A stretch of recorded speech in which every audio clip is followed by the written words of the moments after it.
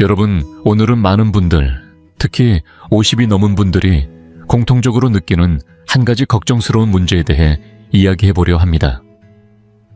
바로 근육이 줄어들고 다리에 힘이 빠지는 현상입니다. 예전엔 산도 잘 오르고 바닷가도 거뜬히 다녔던 분들이 요즘은 몇 걸음만 걸어도 숨이 차고 계단 하나 오르기도 벅차며 쪼그려 앉았다가 일어나는 것조차 힘들어졌다고 합니다. 병원에 가보면 근감소증이라는 생소한 진단을 받고는 이는 자연스러운 노화라 어쩔 수 없다고 하며 단백질을 많이 먹고 근력 운동을 하라는 말만 듣게 됩니다. 그래서 많은 분들이 단백질 보충제를 마시고 각종 영양제를 챙겨 먹으며 매일같이 헬스장에 가서 운동을 시작합니다.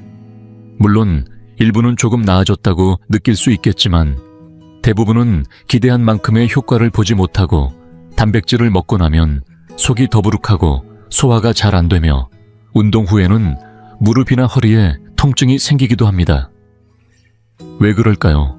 처음부터 방향을 완전히 잘못 잡았기 때문입니다. 오늘은 이 문제의 근본적인 원인을 가장 간단하고 분명하게 알려드리겠습니다. 이제 여러분이 제대로 이해하셨다면 단백질 보충제나 각종 영양제가 오히려 몸의 균형을 더 무너뜨릴 수도 있다는 걸 알게 되셨을 겁니다. 우리 몸에 대한 접근은 단순히 어디가 아프면 거기만 치료하는 식의 방식으로는 절대 해결되지 않습니다. 사람의 몸은 유기적으로 연결된 하나의 전체이며 근육이 줄어드는 건 단순히 근육 자체의 문제가 아니라 몸속의 전체 시스템에 이상이 생겼다는 신호입니다. 근감소증이라는 이름은 단지 결과일 뿐 그 이면에 숨겨진 뿌리는 따로 있다는 사실을 놓쳐서는 안 됩니다.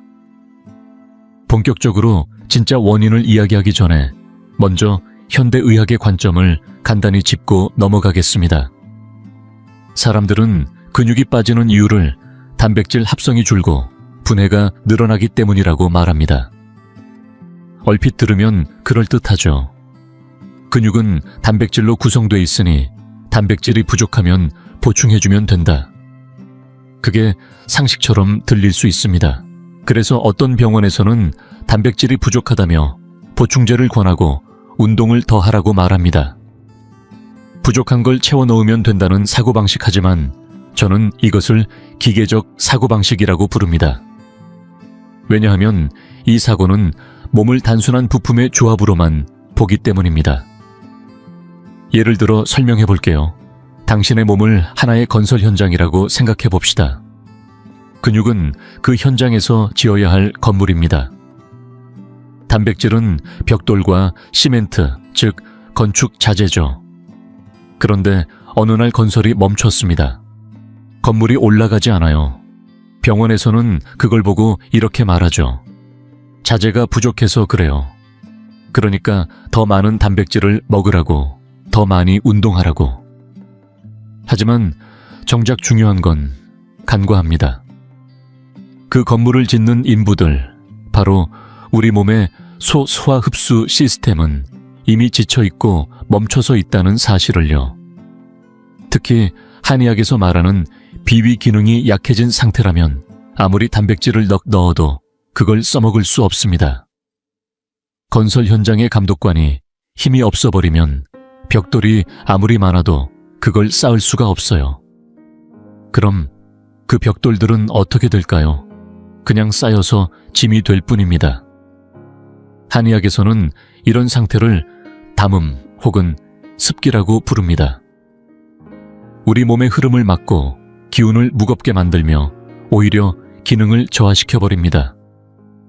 그래서 어떤 분들은 고단백 식품을 먹은 후 몸이 더 무겁고 더부룩하고 대변도 시원치 않은 이유가 바로 여기에 있는 겁니다.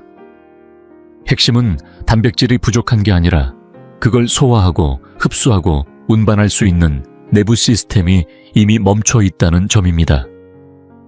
단순히 부족한 걸 넣는다고 해결되지 않습니다. 방향이 잘못된 거죠. 몸이라는 건설 현장을 다시 떠올려보면 자재만 문제가 되는 게 아닙니다. 현장의 전력을 담당하는 시스템, 즉 몸의 따뜻한 기운이 약해지면 크레인이나 반죽기를 돌리는 힘이 떨어져 어떤 작업도 제대로 진행되지 않습니다. 아무리 좋은 재료를 쌓아둬도 움직일 힘이 없으니 소용이 없는 거죠. 그래서 서양 의학에서는 단백질이 부족하다고 판단하지만 한의학에서는 왜 그 단백질을 붙잡아 두지 못하고 활용하지 못하는지 그 근본을 살핍니다.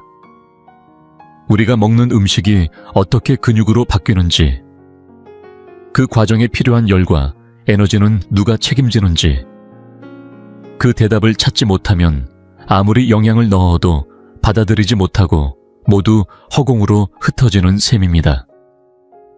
이것을 이해하지 못한 채 부분만 떼어 설명하는 것은 전체를 보지 못한 셈이며 결국 진짜 원인은 보지 못한 것입니다. 근육이 약해지는 것은 어느 한 부위의 고장이 아니라 몸속 장기 전반의 균형이 무너졌다는 신호입니다. 특히 몸의 중심을 담당하는 비위와 생명력을 지탱하는 신장의 기능이 떨어졌다는 경고가 가장 먼저 나타나죠.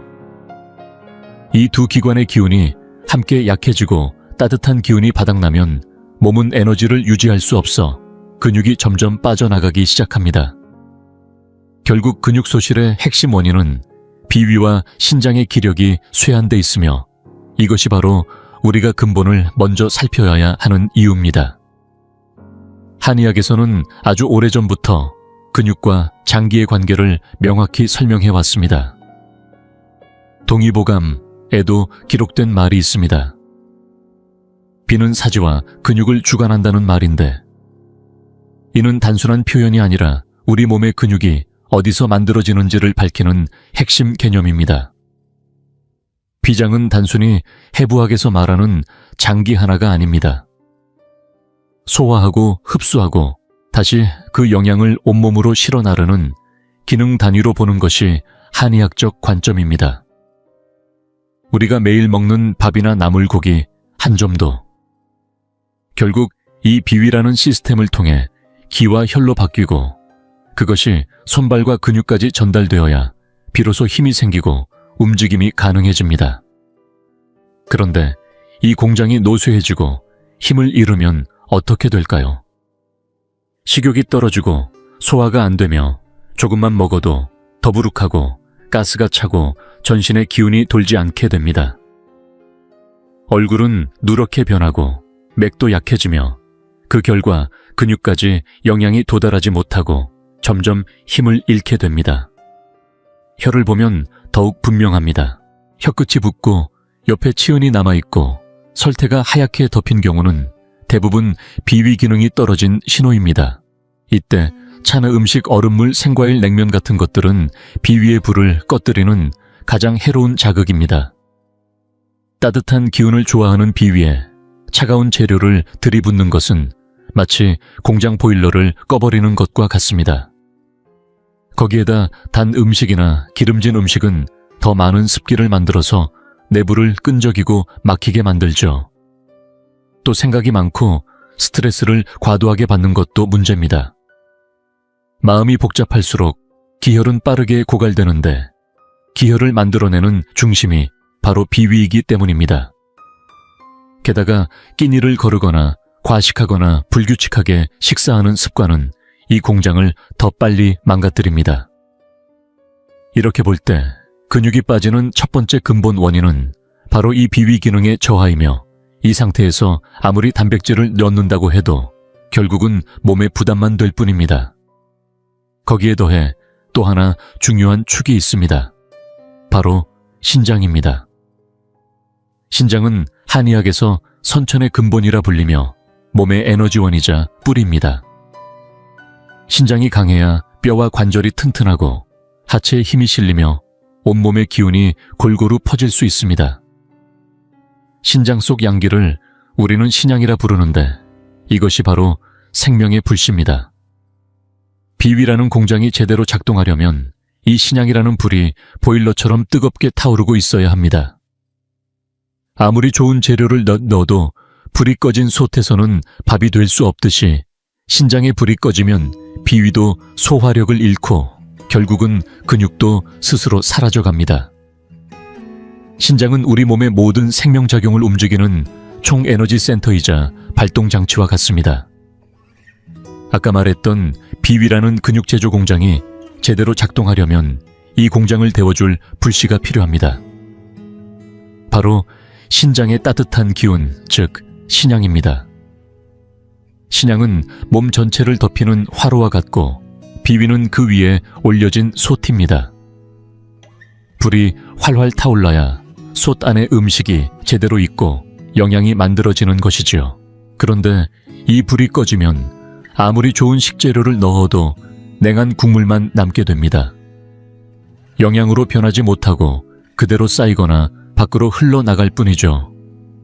결국 비위 기능이 약해진 근본 원인 중 하나가 바로 이 신장의 불씨가 사그라든 데 있는 것입니다.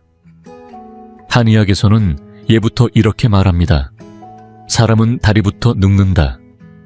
그리고 그 배경에는 신장의 쇠약이 있다고 했습니다.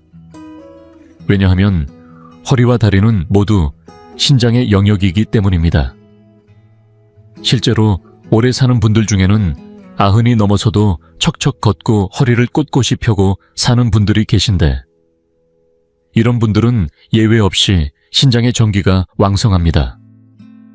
반대로 다리가 자주 풀리고 허리가 시큰하거나 무력해지고 손발이 차고 위장이 냉하고 감기에 자주 걸리는 분들은 대부분 신장의 기운이 빠져있는 상태입니다. 신장이 허하면 하체부터 힘을 잃고 근육은 그 다음 희생양이 됩니다. 특히 하체 근육은 이 영향을 가장 빨리 받습니다. 그래서 근육이 줄어드는 것은 단지 비위 문제로만 볼 수 없고 신장의 약화가 함께 원인이라는 것을 반드시 기억해야 합니다. 그런데 여기에 더해 또 하나 중요한 요소가 있습니다. 바로 간입니다.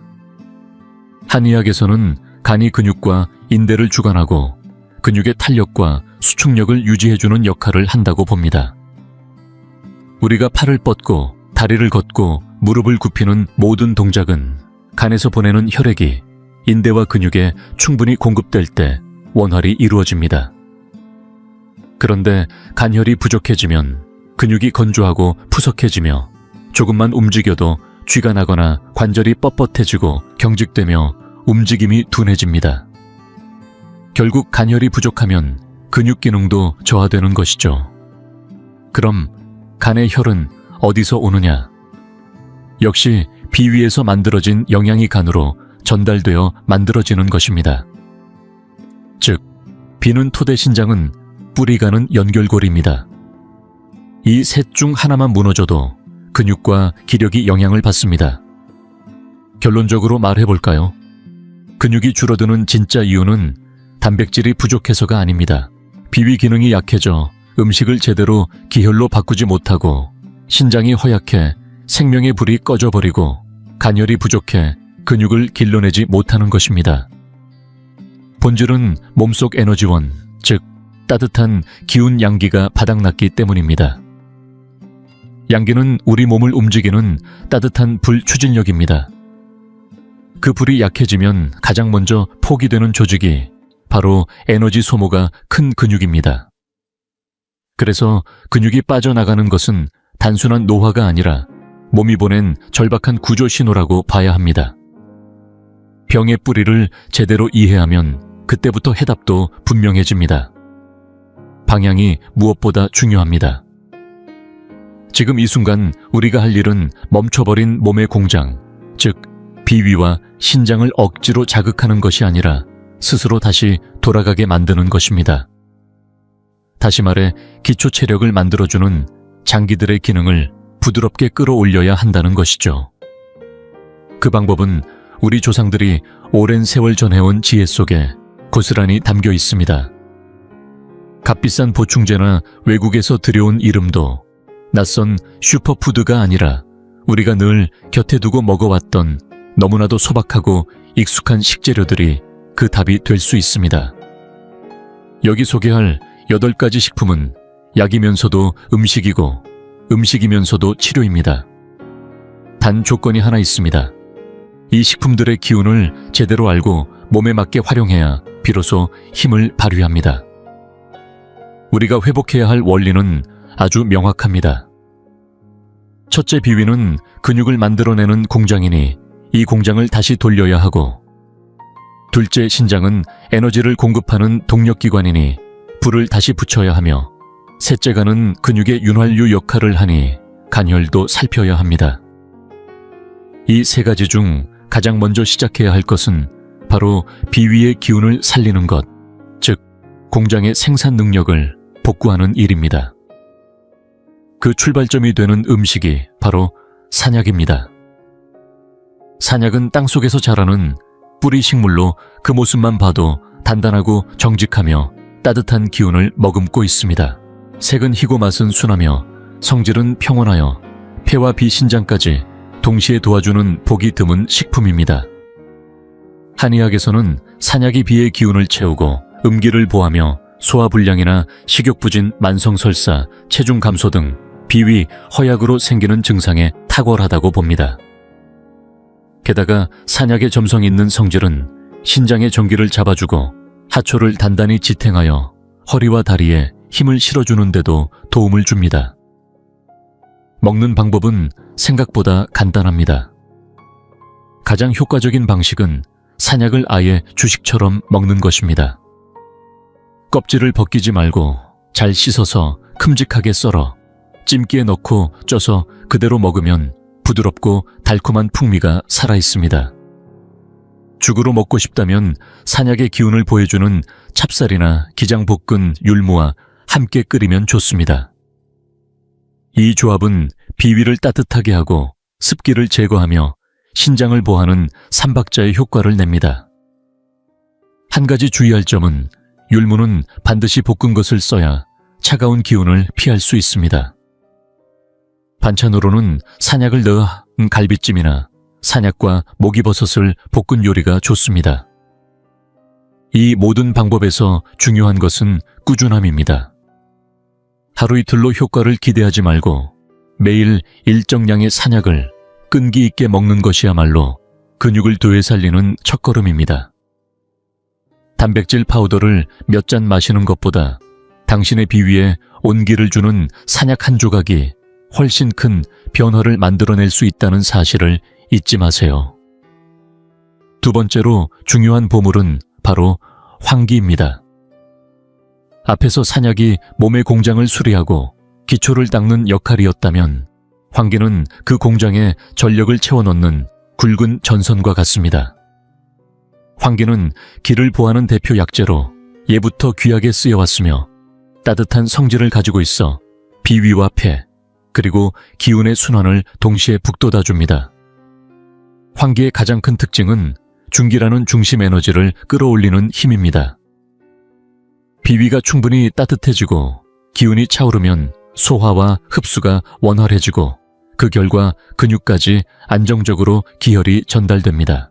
반대로 기가 아래로 처지는 사람들은 쉽게 피로하고 기력이 빠지고 장기들이 아래로 늘어지는 느낌이 생기며 근육 또한 탄력을 잃고 처지게 됩니다. 환기는 이러한 가라앉은 기운을 위로 끌어올려 몸 전체를 다시 활기 있게 만드는 약재입니다. 그래서 예로부터 뛰어난 한의사로 알려진 조선의 명예허준 또한 환기를 기운을 보하며 중초를 든든히 하는 약재로 기록했습니다. 환기를 먹는 법은 생각보다 간단합니다. 말린 환기를 물에 우려 따뜻한 차처럼 마시는 것이 가장 쉽고 부담도 적습니다. 하루 10에서 15g 정도를 끓는 물에 여러 번 우려 마시면 점차 몸의 기력이 채워지는 느낌을 받을 수 있습니다. 혹은 닭이나 소고기처럼 기력 회복에 좋은 재료와 함께 푹 고아 먹으면 그 풍미가 깊어지고 고기의 영양과 환기의 따뜻한 기운이 어우러져 허약해진 몸을 빠르게 회복시키는데 큰 도움이 됩니다. 전통적으로 당귀와 환기를 함께 쓰는 보혈탕에서는 환기의 양을 당귀보다 훨씬 많이 쓰는데 이는 환기의 기운이 혈을 만들어내는 과정까지 든든하게 도와준다는 의미입니다. 이제 세 번째 보물을 소개하겠습니다. 바로 몸을 따뜻하게 덮이고 신장의 양기를 북돋는 대표 식재료인 양고기입니다. 앞서 근육이 빠지는 근본 이유가 비위와 신장의 기운이 함께 약해져 따뜻한 에너지가 부족해진 데 있다고 말씀드렸습니다. 이러한 허한 상태를 회복시키려면 몸을 속부터 데워주는 따뜻한 음식이 꼭 필요합니다. 양고기는 따뜻한 성질을 가진 귀한 단백질 식품으로 예부터 기력을 회복하고 냉한 체질을 다스리는데 널리 쓰여왔습니다. 조선시대 한의서에서도 양고기는 속을 따뜻하게 하고 허기를 보하며 기운을 끌어올리고 몸의 냉기를 풀어주는 데 뛰어나다고 기록되어 있습니다. 특히 비위가 차고 소화력이 떨어지며 허리와 무릎이 시큰거리고 손발이 찬 사람에게 탁월한 보양 음식입니다. 겨울철 양고기를 먹으면 온몸에 따뜻한 기운이 퍼지는 것을 느낄 수 있는데 이것이 바로 양기가 보충되는 과정입니다. 가장 좋은 섭취법은 생강과 함께 넣어 푹 구워 만든 양고기탕입니다. 생강은 속을 두고 양고기의 기운을 더 강하게 끌어올려주며 몸속에 남아있는 냉기를 풀어주어 비위와 신장을 동시에 도와줍니다. 또는 양고기에 무와 대추를 넣어 천천히 끓이면 자극적이지 않으면서도 깊은 단맛과 따뜻한 기운이 어우러져 허약한 몸을 안정적으로 회복시키는 데 좋습니다. 다만 양고기는 성질이 따뜻하기 때문에 몸에 열이 많고 입이 잘 마르거나 혀가 붉은 사람은 양을 조절하거나 시원한 성질의 채소와 함께 먹으면 됩니다. 중요한 것은 과하지 않되 꾸준하게 먹어 몸을 속부터 따뜻하게 하는 것입니다. 네 번째 색으로 색을 보완하여 뼈를 튼튼하게 하고 허리를 강화하는 최고의 식재료는 바로 검은 콩입니다. 우리 한의학의 오행 이론에서는 검은색이 신장과 깊은 연관이 있다고 보며 검은색 식품은 대부분 신장을 보하는 데 탁월한 효능이 있다고 알려져 있습니다.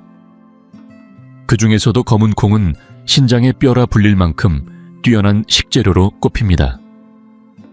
검은 콩은 성질이 평하며 위와 간을 보하고 신장을 따뜻하게 해주어 허리와 다리에 힘을 실어주며 기혈의 흐름을 원활하게 해주는 역할도 합니다. 특히 검은 콩이 우리 신장과 닮은 모양이라는 점에서도 한의학의 이형보형 이론이 그대로 드러납니다. 어떻게 먹어야 할까요? 간단합니다. 볶은 검은 콩을 현미식초에 일주일 이상 숙성시켜 하루에 한 숟가락씩 드시면 됩니다. 이는 조선시대의 대표적인 보신 요법으로도 전해져 내려왔습니다. 또 하나의 추천 방식은 검은 콩과 돼지꼬리를 함께 푹 끓인 검은콩 꼬리곰탕입니다. 돼지꼬리 역시 형태가 허리뼈와 유사하여 이형보형의 원리에 맞고 검은콩과 함께 섭취하면 허리를 튼튼하게 하는데 큰 도움이 됩니다. 아침에 마시는 한 잔에 삼흑두유도 좋습니다. 검은콩, 흑미 검은깨를 함께 갈아 만든 이 음료는 신장을 포괄적으로 보하고 머리부터 허리까지 전반적인 기력을 회복시켜줍니다. 다섯 번째, 신장의 과일로 불리는 밤입니다. 혹시 아침에 허리가 찌뿌둥하고 다리에 힘이 잘 안 들어간다고 느끼신 적 있나요? 그것은 신장의 기운이 약해졌다는 신호일 수 있습니다. 이럴 때 우리 조상들이 자주 찾았던 것이 바로 밤입니다. 에서도 밤은 신장을 보하고 비장을 튼튼히 하며 뼈와 근육을 강화하는 효과가 있다고 명시되어 있습니다. 밤은 따뜻한 성질을 지니며 비장과 신장을 동시에 이롭게 하여 감과의 왕이라는 별명까지 얻었습니다. 밤은 특히 허리와 무릎이 시큰하고 기력이 떨어지는 분들에게 탁월한 효능을 보입니다. 또한 밤을 꾸준히 섭취하면 다리의 부기 개선과 식욕 증진, 소화력 회복에도 도움이 됩니다. 먹는 방법도 다양합니다. 가장 기본적이고 효과적인 방법은 생밤을 말려서 하루 두세 알씩 아침 저녁으로 천천히 씹어 먹는 것입니다. 특히 비위가 약한 분들에게는 추천하지 않지만 기력 회복이 필요한 분들에겐 아주 좋은 보양식품이 됩니다. 또 하나의 방법은 밤을 곰탕처럼 푹 끓여낸 밤달백숙입니다. 닭과 밤은 상호작용을 통해 기혈을 보하고 근육과 뼈를 동시에 강화해줍니다. 혹은 가볍게 군밤으로 구워 간식처럼 즐기면 좋으며 꿀이나 대추와 함께 달인 밤조청은 기력이 약한 어르신들에게 적절한 보양식이 될 수 있습니다. 다만 밤은 너무 많이 먹으면 속이 더부룩할 수 있으니 하루 적당량을 지켜 꾸준히 드시는 것이 중요합니다. 6번째, 보물 기력을 북돋우는 한우. 우리 몸의 중심 에너지 저장소인 비위가 약해지면 아무리 단백질이 많아도 흡수가 되지 않고 그대로 빠져나가 버립니다. 한의학에서는 노란색이 비위에 작용한다고 보는데 한우는 황갈색의 고기로서 비위를 따뜻하게 보호하면서 기혈을 보충해주는 식재료로 알려져 있습니다. 특히 위장 기능이 약하고 근육이 쉽게 빠지는 분들에게는 근육 형성에 꼭 필요한 원료를 채워주는 역할을 합니다. 단 이 모든 작용이 가능하려면 먼저 비위의 소화 흡수 기능이 어느 정도 회복되어 있어야 하기에 황기 같은 한약재로 일정 기간 위장을 조절한 후에 섭취하는 것이 좋습니다. 어떻게 먹을까요? 대표적인 방법은 토마토 한우탕입니다. 토마토의 새콤함이 입맛을 돋우고 소화를 돕는 동시에 한우의 따뜻한 성질이 속을 데워주며 균형을 맞춥니다. 토마토와 한우를 반반 넣고 약한 불로 오래도록 끓이면 보양식으로 그만입니다. 또 다른 방법으로는 황기 한우탕이 있습니다. 기운을 채우는 황기와 혈을 보충하는 한우를 함께 넣고 고아 마시면 기력 회복에 탁월한 도움을 줍니다. 단 한우는 체질에 따라 염증을 악화시킬 수 있으므로 피부 상처가 있거나 염증성 질환이 있는 분 혹은 소화 기능이 극히 약한 분은 섭취를 조절해야 합니다. 7번째, 보물 신장을 데워주는 부추. 부추는 양기를 일으키는 풀이라고도 불리며 이름부터 그 효능을 짐작하게 합니다. 따뜻한 성질을 가진 부추는 간과 신장에 작용하여 신장의 양기를 북돋우고 기의 순환을 도와 전신의 따뜻한 기운을 퍼지게 합니다. 특히 허리 아래로 냉기가 흐르며 기운이 자주 빠지는 분들에게는 아주 좋은 식재료입니다. 가장 흔하면서도 좋은 조합은 부추, 달걀 볶음입니다. 부추의 따뜻한 기운과 달걀의 부드럽고 윤기나는 성질이 만나 음양을 함께 보충해줍니다. 또한 부추만두나 부추전처럼 주식으로 활용할 수도 있어 맛과 영양을 동시에 챙길 수 있습니다. 다만 부추는 따뜻한 성질이 강하므로 열이 많고 눈이 자주 충혈되는 분들은 과다 섭취를 피해야 하며 특히 봄철이 가장 향이 좋고 효능도 뛰어납니다. 8번째, 보물 주방의 비위지킴이 생강. 마지막으로 소개할 식재료는 거창한 보양식품이 아닌 우리가 늘 주방에서 만나는 생강입니다. 그런데 왜 생강이 여기에 포함될까요? 바로 어떤 보양식을 먹든 그것이 몸에 흡수되기 위해선 비위가 따뜻해야 하고 소화의 불이 켜져 있어야 합니다. 그런데 현대인은 대부분 비위에 냉기가 서려 있어 아무리 좋은 음식도 그대로 배출되기 쉽습니다. 생강은 따뜻한 성질을 지녀 몸속 냉기를 몰아내고 소화불을 지펴주는 역할을 합니다.